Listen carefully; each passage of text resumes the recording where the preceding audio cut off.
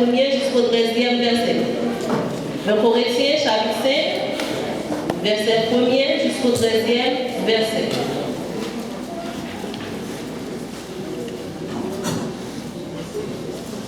On entend dire généralement qu'il y a parmi vous de l'impudicité, et une impudicité telle qu'elle ne se rencontre pas même chez les païens. C'est au point que l'un de vous a la femme de son père.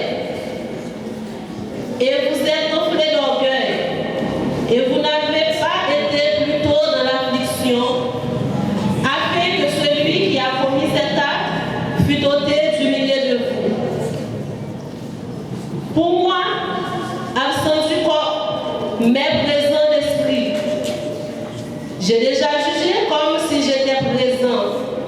Celui qui a commis était là.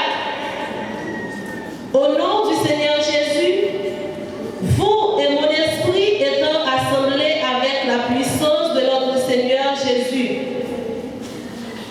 que tel homme soit livré à Satan pour la destruction de la chair, afin que l'esprit soit sauvé au jour du Seigneur Jésus. C'est bien à tort que vous vous glorifiez. Ne savez-vous pas que peu de levain fait lever toute la pâte? Faites disparaître le vieux levain, afin que vous soyez une pâte nouvelle, puisque vous êtes sans levain, car Christ, notre pâte, a été immolé.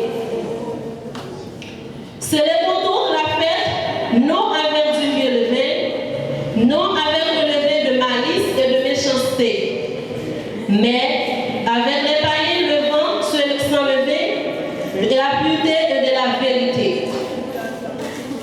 Je vous ai écrit dans ma lettre de ne pas avoir des relations avec les impudiques, non pas d'une manière absolue avec les impudiques de ce monde, ou avec les cupides et les ravisseurs, ou avec les idolâtres. Autrement, il vous faudrait sortir du monde.